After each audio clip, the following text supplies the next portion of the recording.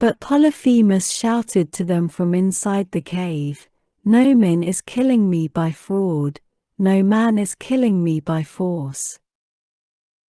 "Then," said they, "if no man is attacking you, you must be ill. When Jove makes people ill, there is no help for it, and you had better pray to your father Neptune."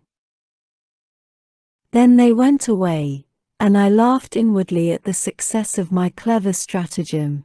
But the Cyclops, groaning and in an agony of pain, felt about with his hands till he found the stone and took it from the door.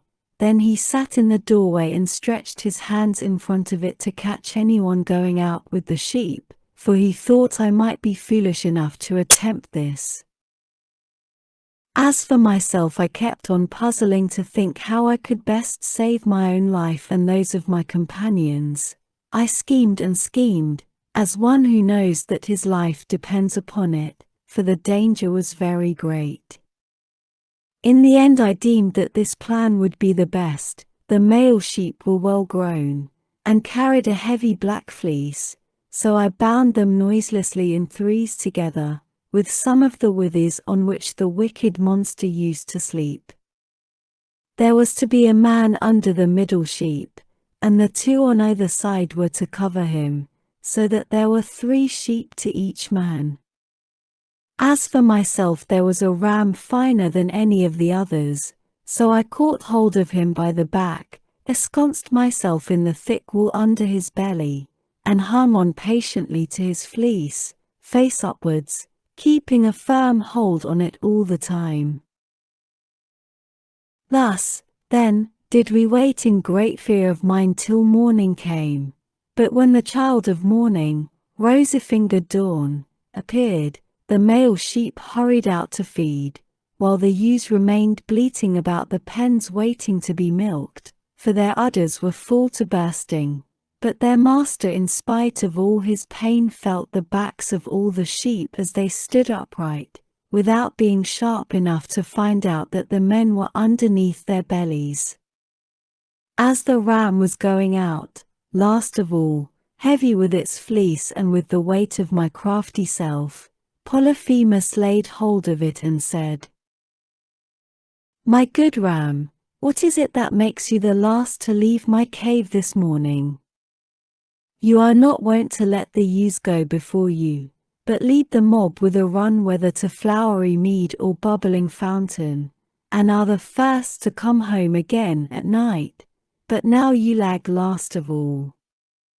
Is it because you know your master has lost his eye, and are sorry because that wicked Noman and his horrid crew has got him down in his drink and blinded him?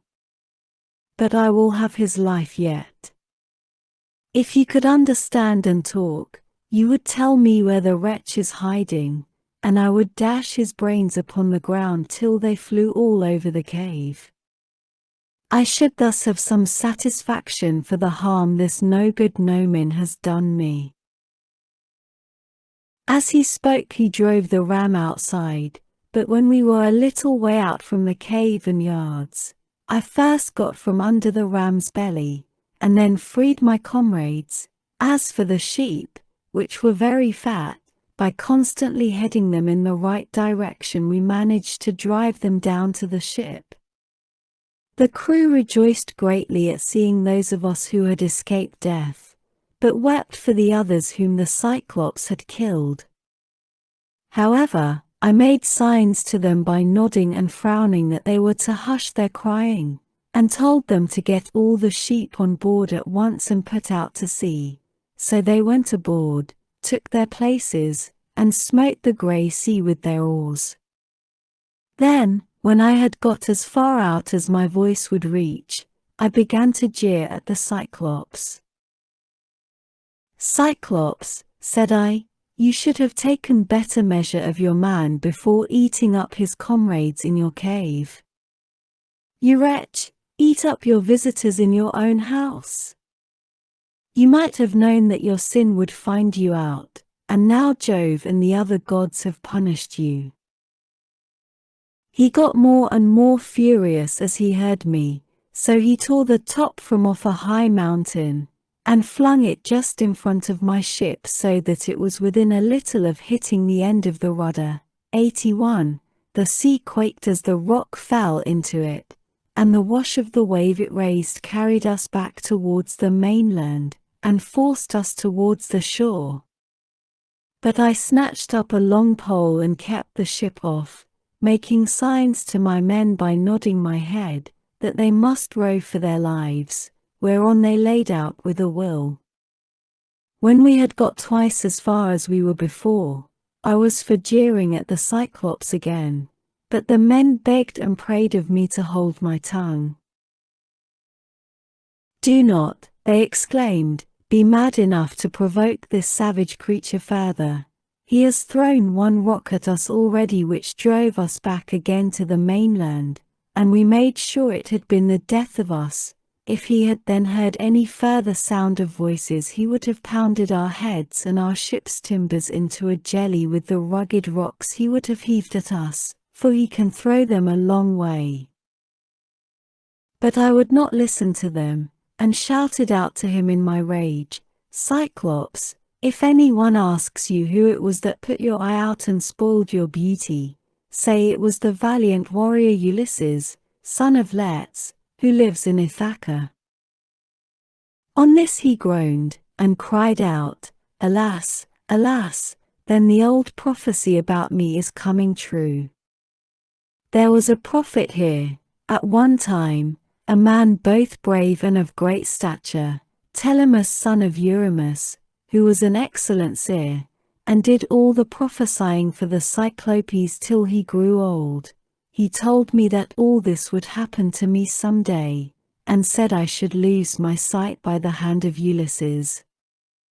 I have been all along expecting someone of imposing presence and superhuman strength, whereas he turns out to be a little insignificant weakling, who has managed to blind my eye by taking advantage of me in my drink. Come here, then, Ulysses, that I may make you presents to show my hospitality, and urge Neptune to help you forward on your journey, for Neptune and I are father and son.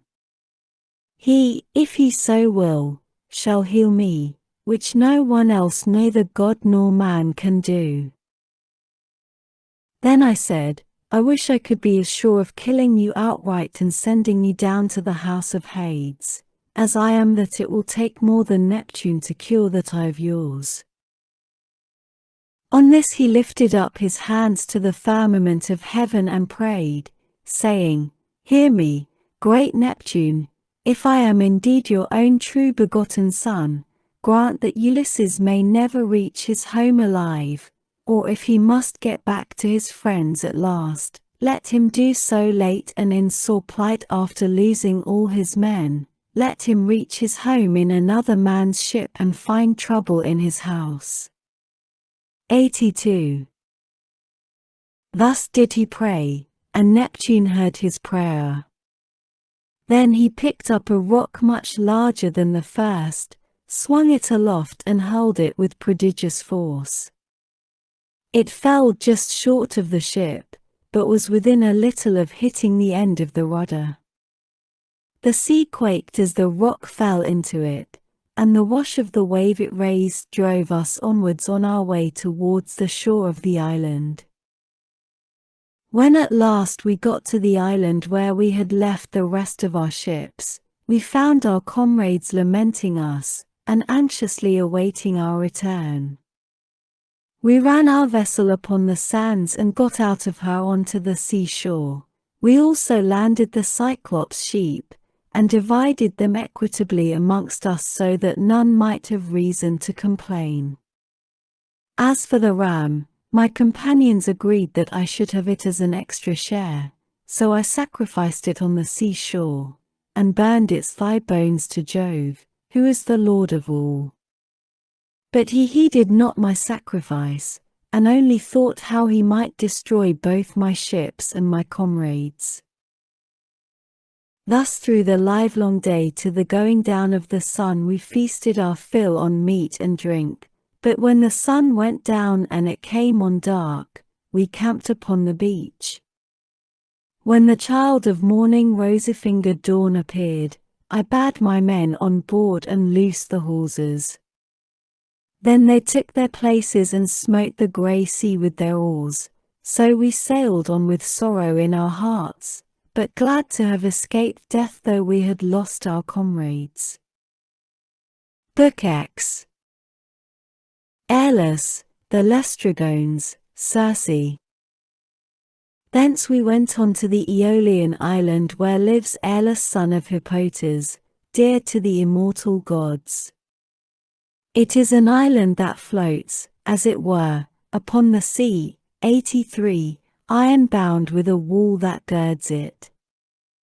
Now, Airless has 6 daughters and 6 lusty sons, so he made the sons marry the daughters, and they all live with their dear father and mother, feasting and enjoying every conceivable kind of luxury. All day long the atmosphere of the house is loaded with the savour of roasting meats till it groans again, yard and all, but by night they sleep on their well-made bedsteads, each with his own wife between the blankets. These were the people among whom we had now come. Airless entertained me for a whole month, asking me questions all the time about Troy, the Argive fleet, and the return of the Achaeans. I told him exactly how everything had happened, and when I said I must go, and asked him to further me on my way, he made no sort of difficulty, but set about doing so at once. Moreover, he flayed me a prime ox hide to hold the ways of the roaring winds, which he shut up in the hide as in a sack, for Jove had made him captain over the winds, and he could stir or still each one of them according to his own pleasure. He put the sack in the ship and bound the mouth so tightly with a silver thread that not even a breath of a side wind could blow from any quarter. The west wind, which was fair for us, did he alone let blow as it chose, but it all came to nothing, for we were lost through our own folly. 9 days and 9 nights did we sail, and on the 10th day our native land showed on the horizon. We got so close in that we could see the stubble fires burning, and I, being then dead beat, fell into a light sleep, for I had never let the rudder out of my own hands, that we might get home the faster. On this the men fell to talking among themselves, and said I was bringing back gold and silver in the sack that Airless had given me. Bless my heart, would one turn to his neighbor, saying, how this man gets honored and makes friends to whatever city or country he may go. See what fine prizes he is taking home from Troy, while we, who have traveled just as far as he has, come back with hands as empty as we set out with, and now Airless has given him ever so much more. Quick, let us see what it all is, and how much gold and silver there is in the sack he gave him. Thus they talked and evil counsels prevailed. They loosed the sack, whereupon the wind flew howling forth and raised a storm that carried us weeping out to sea and away from our own country. Then I awoke, and knew not whether to throw myself into the sea or to live on and make the best of it, but I bore it, covered myself up, and lay down in the ship, while the men lamented bitterly as the fierce winds bore our fleet back to the Aeolian island. When we reached it we went ashore to take in water, and dined hard by the ships. Immediately after dinner I took a herald and one of my men and went straight to the house of Airless, where I found him feasting with his wife and family, so we sat down as suppliants on the threshold. They were astounded when they saw us and said, Ulysses, what brings you here? What god has been ill-treating you? We took great pains to further you on your way home to Ithaca, or wherever it was that you wanted to go to. Thus did they speak, but I answered sorrowfully, My men have undone me, they, and cruel sleep, have ruined me.